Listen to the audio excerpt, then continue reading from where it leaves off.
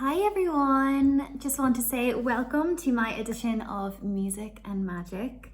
I think this is such a nice way of connecting with everybody during such a difficult time. And just before we start getting into the questions that you send in, I just want to wish you all well and hope that you're all doing okay during such a strange time. Hopefully things will get better soon, and isn't this such a nice way to keep us all uplifted? So you know the drill. There've been two before this. Megan's done hers and Tara's done hers. So you all had to send in a question and 15 have been selected, and out of those 15 I will choose one winner, and that winner will get a signed copy of our brand new calendar, which I had a little peek at, and it's really amazing. I love it. I'm a bit jealous actually. I want one. But come on, let's just get right into it. I've absolutely loved reading all these questions, and it's made me feel so close to you all, so that's really nice. So the first question is from Chloe Meadow Knoll. I hope it's Knoll and not Noel. I think it's Knoll. What's the most challenging Celtic Woman song you've ever had to learn? I think for me, the most challenging song in Celtic Woman to learn was probably Orinoco Flow, the very, very first one that I did. Just because it was so intricate and there were loads of different segments, and knowing which segment was coming next, that was the hardest bit of all. And also the intonation, you know, making sure that everything was exact, because that's such an intricate song, and if you're a bit off, it's pretty noticeable. So number 2, you're very talented. Thank you. Are your parents and siblings also musically inclined? And that's from Mike McCloughery. It's a very Irish name. Yeah, so my dad was a bass player in an old, I always say old Irish show band, just in an Irish show band. And he got to travel the world, tour the world. He supported Roy Orbison. He supported The Who, just, you know, not when they were massive, but just before they got big. And like all his friends were all musicians. So I grew up literally with, you know, his friend Damien and his friend Pat, and we would all just have, you know, big musical sessions on a Friday night where we would all just sing and drink tea, and it was so nice. My sister was also a fiddle player. She doesn't really play anymore. She studied it at Goldsmiths University. For anybody that knows, it's like a really amazing university for music, for contemporary music. And she just decided that it wasn't for her, and now she writes vegan cookbooks. So still very arty. Celtic Woman has touched the lives of so many people over the years. In what ways has it changed yours? And are there any touching stories from fans that that have stayed with you? And that's from Megan Boyer. Well, yeah, I mean, Celtic Woman has had such an impact all across the world, and that still amazes us today. You know, how incredible that this little group from Ireland, you know, can affect people's lives all over the world and make them feel uplifted and joyous when, you know, their lives may not be pointing in that direction. And that still amazes me every single day. I feel so blessed that that's what we get to do. You know, we get to bring happiness and some sort of peace to people during quite difficult times. You know, a lot of the, you know, correspondence that we would have from fans are people that are maybe going through treatment for cancer or have just lost someone that they love, and they reach out to us because, you know, they felt connected to one of our songs. Mostly it would be You Raise Me Up. I think that would be, you know, one of the main songs that people say really, really helps them. Amazing Grace too, and Danny Boy. We always say they're our core songs. We would never do a show without them. But there's one story in particular that, you know, stands out whenever I think of this, and it was a man who was in a wheelchair, and he had fought in the war, and he said he played Celtic Woman's music in his darkest days, and that was the only reason that he ended up getting through what, you know, was going on. So yeah, that really touched all of us and has stayed with us for, you know, will stay with us forever. If you could be any animal for a day, what would you be and why? And that's from Jessie Lee. I love this question. You know, my husband and I always say that we're like otters because otters hold hands whenever they swim. So I would say that I would be an otter for the day. What techniques can you recommend to hit those high notes, like the third in Danny Boy? Very technical. And that's from Daniel Uland. Well, I always say that, you know, singing is a choice, and our voice is a toolbox. We use it in whichever way we please. I don't want to get too technical, but, you know, you can sing with the low larynx, you can sing with the high larynx. So low larynx would be much more towards the operatic style of singing. High larynx, I prefer the sound of it because I think it's sweeter, and I always say that, you know, we have so much sweetness at the side of our teeth.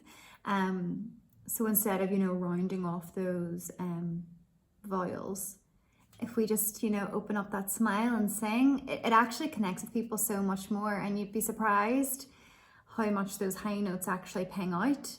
So yeah, it's just a little tip. We've got loads of power here. How did you feel when you first found out you were joining Celtic Woman? And that's Morgan of Minnesota. Well, I was overjoyed. I mean, I had always been a massive fan. I love their music, still love their music. Pinch myself every day that this is what I get to do.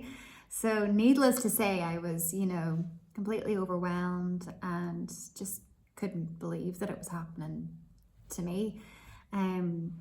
I had been teaching singing in a theatre school because I'd had a record label. I was signed to like a major record label, and that didn't work out. So I kind of was working as a vocal coach at a theatre school, and my students were doing so well. Like I had one little girl, and she went on to be little Cosette in Les Mis in the West End, and I had another girl who was in Matilda in the West End. So after that experience with the record label and things not quite going right and finding myself, you know, teaching, seeing the happiness that, you know, those kids had for music and the love, just the sheer passion that they had, gave it back to me. And then out of nowhere, Celtic Woman came along. So I was on a bit of a journey before I joined Celtic Woman, and it was one of the best things that ever happened to me. This one's funny. Do you speak Irish? Did you learn it growing up or in school, or is it something you had to learn when you joined Celtic Woman? And that's from Michael McKellion. Well, Michael, no, I did not learn Irish growing up, and to this day, I wish I did. You know, I grew up singing it, like, so I sung it from I was 3, 4, because that's when I had my first singing lesson. But no, I didn't learn the language, and you know, I rely so much on other people that are fluent speakers like Ava McMahon and Maeve Nwelgaha to help me. You know, I would learn things phonetically quite often. I would never sing a song unless I knew the full translation, and I really try my hardest to you know, get the Irish as best I can, but it's still a work in progress. Yep. If you could only give a singer one vocal advice, what would it be and why? And that's from Celia. Hello, Celia. I would say just be yourself. Don't try to be like anybody else. Everybody else is already taken. I know that's already a quote. But, you know, there's no one else like you out there. You have your own unique voice, your own unique way, and nobody wants a copycat. It's really boring. To be honest, a lot of the time when I turn on the radio now, I just hear, they're all different singers, but to me they sound like the same singer, and it's because there's just a style. But isn't it amazing when you turn on the radio and you hear something and you're like, oh my goodness, who is that, or what is that?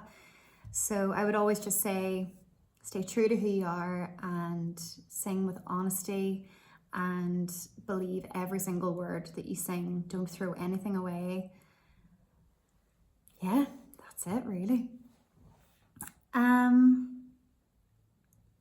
If given the opportunity, would you want to perform on Broadway? And if so, what is your dream role? And that's from Mary Catherine Hunt. I actually gave Mary Catherine a singing lesson last week. Well, hello, Mary Catherine. Yeah, I mean, well, not a lot of people know this, but before I joined Celtic Woman, I actually had a big West End agent. He was one of the main guys. And I was up for loads of different roles. So I was in the final 3 for Eponine in Les Mis. The final 3 for Sophie and Mamma Mia. I was up for an Andrew Lloyd Webber musical called Stephen Ward, which didn't end. I did go and see it, but I don't think it lasted very long on the West End. But I was kind of going down that path. And then I got Celtic Woman and I just felt like all my stars aligned. But I would love to perform Mary Poppins. That would be a dream role for me. But in terms of Broadway, Celtic Woman have already performed on Broadway. I performed on Radio City quite a few times. I did it once, but the group have done it many, many times and it was pretty epic.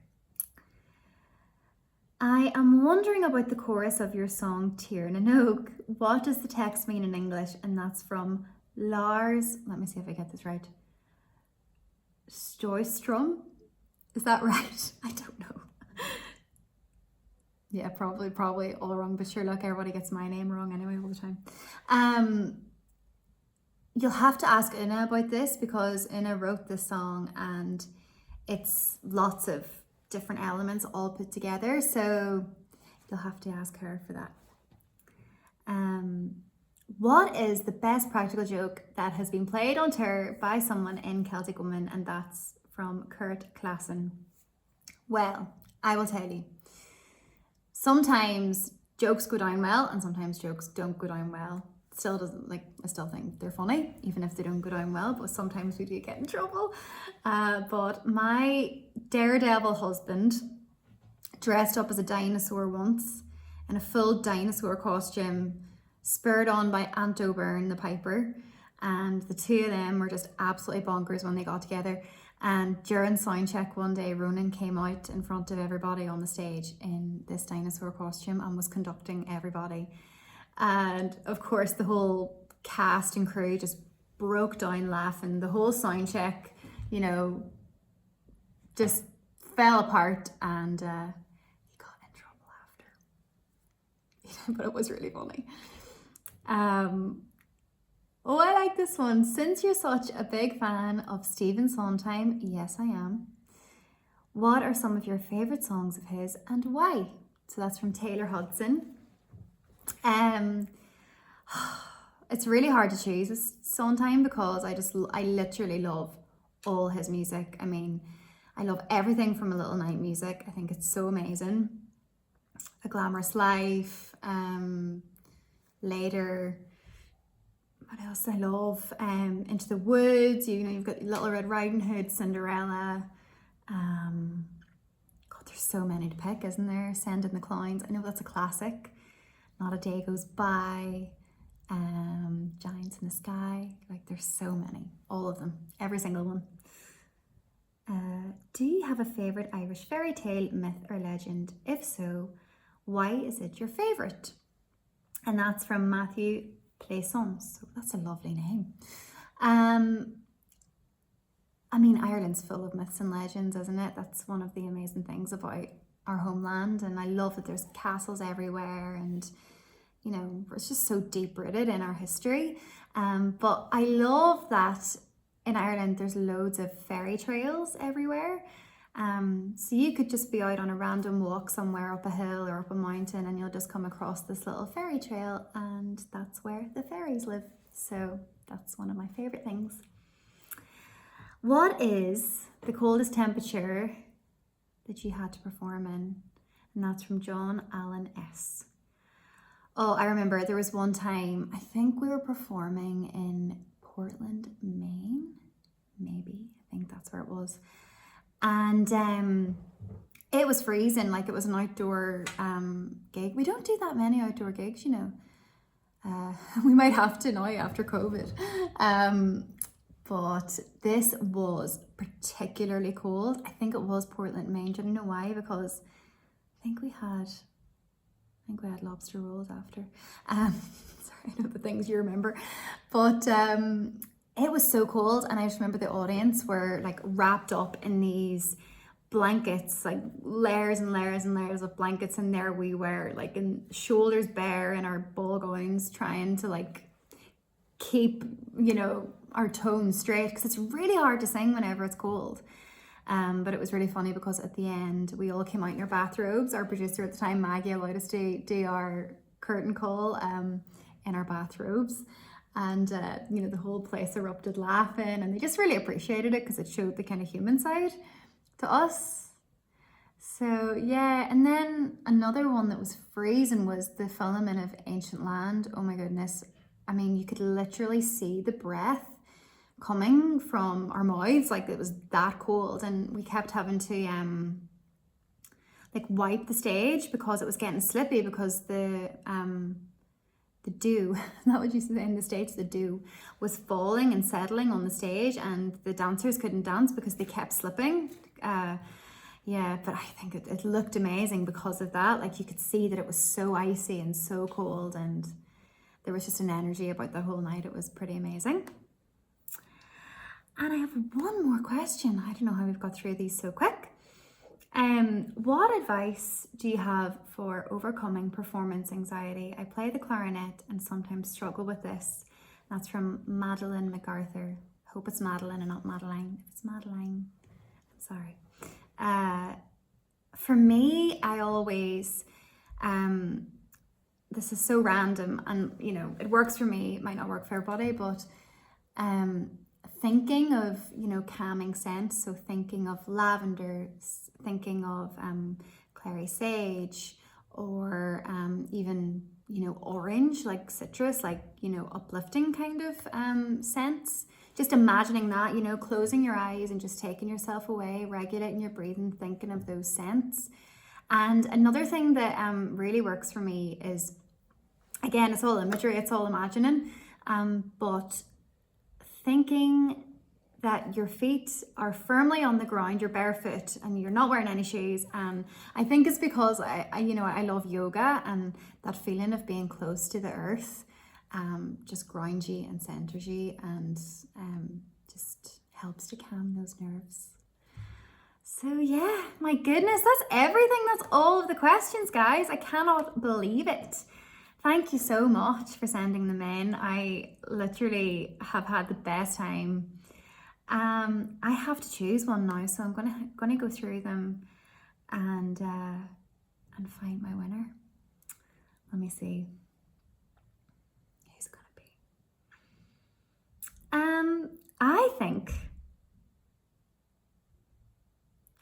I think I know which one it's gonna be. It's, do you have a favorite Irish fairy tale, myth or legend? And if so, why is it your favorite? Matthew Plaisance, you are the winner. I will send you that signed piece of memorabilia, and that'll find its way in the post to you. So congratulations.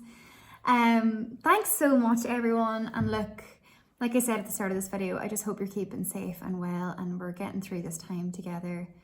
What an amazing thing to be able to reach out to, you know, everybody through this, you know, music and magic. And I just want to send you all my love, thinking about you all, and we'll be together again soon.